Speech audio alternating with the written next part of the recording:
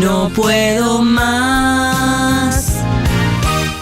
Bueno, el oyente que habló recién habló de que hace 20 años que ocurre esto. 40 dijo. O 40, perdón. Le 40. vengo a informar que pasó esto hace mucho más. Upa. Sí, porque para remontarnos a esta historia de qué es o qué es, a quién habla o a quién de quién habla el tema del esquema Ponzi, nos tenemos que remontar al año 1882, donde en Lugo, Italia, nacía el señor Carlo Pietro. Lugo es Italia, no es España, Lugo. No, Lugo, Italia. No sé, por ahí después a otro lugar en España, no sé, pero es en Italia. El amigo Carlo Pietro Gallardo. Carlo Pietro Giovanni Guglielmo Tebaldo Ponzi. No, señor. Más conocido como Carlo Ponzi. Nació en 1882. El tipo era el hijo de un cartero y una madre aristócrata, ¿sí? Bien. Cuya familia había caído en una decadencia económica. Por lo tanto, la familia, por más que era aristócrata, económicamente no estaba bien en ese momento. Y Carlo se había transformado en la esperanza económica de la familia. ¿Por qué? En ese momento, en Italia, estoy hablando del año 1882, como dije, esto será 1900 más o menos, porque 18 años tendrá más o menos 1900.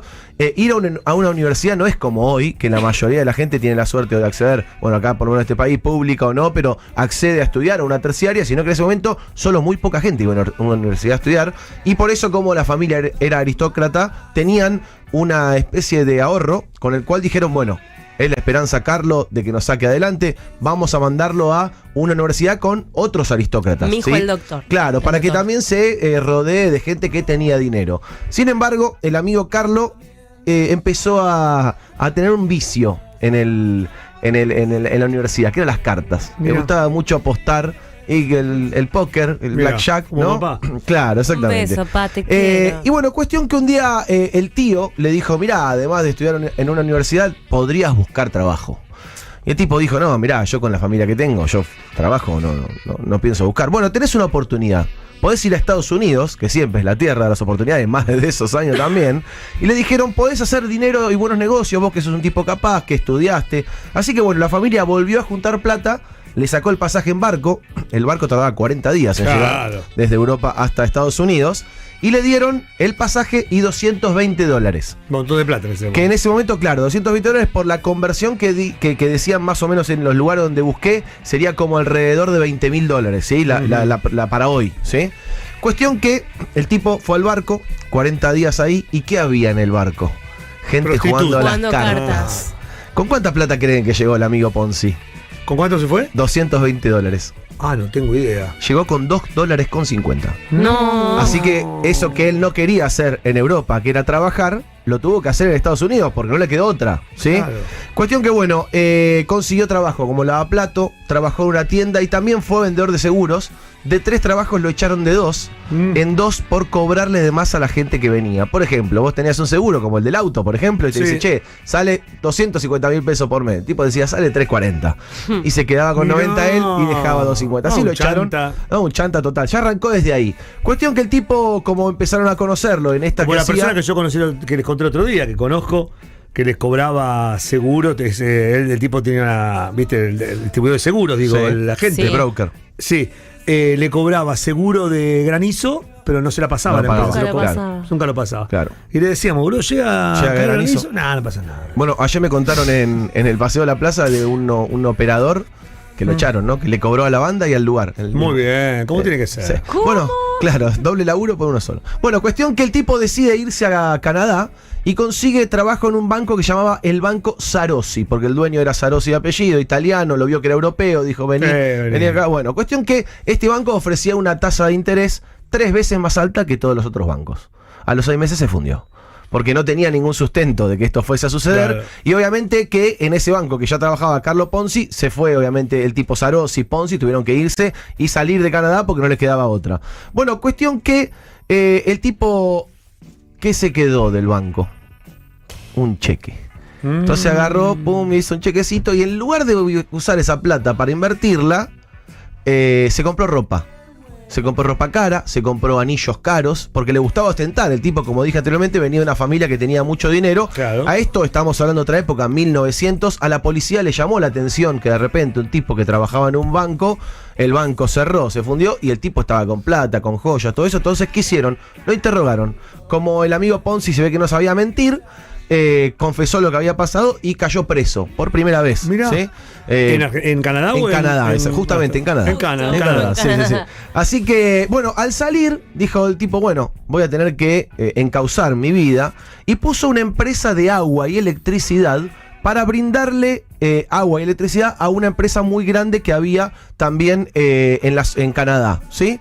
Cuestión que esto no funcionó, se fue a pique. Pero bastante está embocando una no este muchacho, No embocaba una. Tuvo otra más que tampoco embocó porque tuvo una brillante idea, más que nada para ese momento. Dijo, yo me voy a dedicar a las importaciones, ¿sí? Quería sacar productos de Estados Unidos a otro país, alquiló una oficina y como se quedó sin dinero, lo fue a ver el señor Giuseppe Daniel, que tenía una casa de muebles. Italiano también, pero estaba en Estados Unidos ya en este caso. Y le dice, mirá, yo quiero esa mesa, quiero ese sillón, quiero todo para armar la oficina que él había comprado para las importaciones. Cuestión que se ve que Ponzi era bastante seductor a la hora de los negocios, porque todo lo que tenía que comprar salía $350 y Ponzi le dijo, mira, te doy 50, voy a poner esta empresa de importaciones y vengo todos los meses y te doy $5 hasta cubrir los 350. Bueno, se ve que Giuseppe confió, le dio los muebles, agarró los $50. Cuestión que el tipo tenía la oficina de los muebles, pero nunca había hecho una importación en su vida. Así que en un momento dijo, bueno, no, esto no va a ir para ningún lado, y como último manotazo de ahogado, decide poner una revista. Todas ideas que nada que ver una con otra. La revista se llamaba Travel Guide y lo que quería él era guide de guía. Sí, ¿no? de guía. No se opina sobre los gustos de las No, personas. en este caso no. Pero el tipo quería contar historias. Quería contar guide de guía. Es lo mismo, boludo. Contar historias de viajes y rápidamente, después de haber arrancado, tuvo un pequeño pico de éxito, pero claro, se quedó sin contenido y sin auspiciantes rápidamente y no pudo continuar con el negocio. Fracasado. Pero esta revista que abrió le descubrió algo, porque le llegó una carta de España pidiéndole que enviara la revista. Porque la revista se ve que alguien la había llevado de Estados Unidos a España y le había gustado. Bueno, cuestión que ahí el tipo se dio cuenta de algo. En ese momento las cartas internacionales vos las podías enviar con una estampilla que tenía paga la vuelta. Entonces vos ponías la estampilla, iba pegada afuera de la carta, y adentro de la carta ponías una estampilla, en este caso de España, ¿sí? Para que el tipo que la reciba no tenga que pagar la devolución de la carta. En ese momento no era tan controlado como hoy el tema de la ecuanimidad de monedas. Entonces, ¿qué se dio cuenta Ponzi? Que la estampilla que le habían mandado de España, que salía 10 pesetas, en Estados Unidos salía $1. Pero $1 no eran 10 pesetas. Sino que el tipo dijo, ok, si yo tengo 10 estampillas, tengo $10, pero allá salen 10 centavos de dólar. Entonces, en el cambio, el tipo dijo, si consigo que de allá me manden cartas todo el tiempo con estampilla, o las mando yo de acá para allá, y vendo la estampilla allá o acá, entonces el tipo la vio. El que estampillo. Claro, ¿no? Exactamente. Bueno, cuestión que el tipo, cuando se le ocurre hacer esta idea, dice, bueno, voy a encarar esto, pero no tengo plata para inversor. En ese momento que no tenía plata para que invierta, escucha la puerta que hace... ¿Quién era? El amigo Giuseppe, que le había vendido los muebles, que le dijo, che, plata, todavía no me pagaste, hace 3 meses que no me pagaste.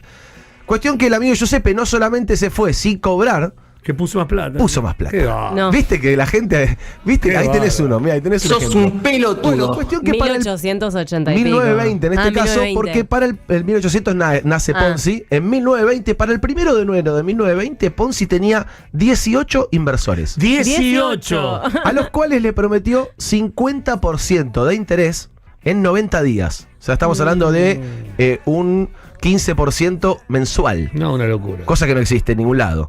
Bueno, los clientes que hicieron, trajeron más clientes. Y para junio de 1920 el tipo había juntado 30.000 personas que habían invertido y el funcionamiento era perfecto, porque cuanto más guita entraba, el más podía ir devolviendo los intereses en esto que ahora conocemos como el esquema Ponzi, donde cuanta más gente entra y mientras hay caudal de dinero, todo funciona perfecto. Bueno, cuestión que un día comienza la debacle porque el amigo Giuseppe se da cuenta que Ponzi estaba ganando mucho dinero y va y le dice, che, mirá, ¿te acordás que cuando vos arrancaste no tenías nada? Viniste a mí, me pediste los muebles, yo te los di, es parte de pago. Bueno, yo creo que soy el propietario del 50% de la empresa. No, pará, pero no. Bueno, el tipo le hace una demanda, la demanda se conoce y Ponzi arregla dándole $50.000 como diciendo, no me molestes más. Esto llamó la atención del Boston Post, el cual comienza a hurgar en el caso con el Wall Street Journal, con el cual se dan cuenta que no había fundamento para los casi 15 millones de dólares que había generado la empresa en 6 meses, porque el máximo que podía recaudar con los sellos que había comprado era de $500.000. Por lo tanto, empezaron a hacer publicaciones en los diarios de que el tipo era un estafador. ¿Y qué pasó cuando publicaron esto? Más gente decidió invertir. Porque vieron cómo es, se publicó, que fue tremendo. Bueno, cuestión que en un momento se empezó a acumular mucha gente en la puerta de la oficina, había colas de hasta 2-3 cuadras, esperando que... Mucha gente había, claro, Loli. Sí, había mucha gente, esperando que le devolviesen este dinero que había invertido. Así que bueno, cuestión que el tipo fue condenado a 7 años de prisión, porque obviamente se descubrió que era un estafador, y se calcula que fueron alrededor de $20 millones lo que perdió la gente. Acuérdense la cuenta que había hecho primero, alrededor de $200 millones de lo que estamos hablando que perdió la gente. ¿Mucha gente? Sí, mucha gente. Así que por eso es, por el señor Carlo Ponzi, que hoy cada vez que nosotros escuchamos el esquema Ponzi, el esquema claro. Ponzi, significa esto que quiere decir estafar a la gente haciéndole creer de que está poniendo un dinero y que va a recibir un interés que no tiene. Así que el nombre, lo más loco que decíamos antes, ¿no? Para, que murió en la pobreza, murió rico. el tipo murió en la pobreza. Qué buena no pregunta, solo esto, después de eso, intentó hacerlo de nuevo. Lo que pasa es que lo descubrieron. Y el tipo se murió con $2. Lo volvieron a meter, tuvo 3 veces preso en toda su vida. Había recaudado, como dije, $20 millones, pero no le quedó ni un mango. La cuestión es que, bueno, mucho trabajo, vos. Lo loco es que el nombre quedó grabado. Pero no como un visionario, ¿no? Sino como un garca. Como un garca, qué cosa, ¿no? Pero bueno, y por eso se llama esquema Ponzi. Cagaba generando interés y a nadie le interesó su propia muerte. Exactamente. Qué bueno, bárbaro, es un remate. Más o menos. Más o menos. Es un poquito más fuerte. Un poquito, pero... Yo le pondría cuanto más grande es el capital, mayor es el interés. Ay, qué lindo, José. ¿No? Lindo. Lindo remate. Eso sí. Sí,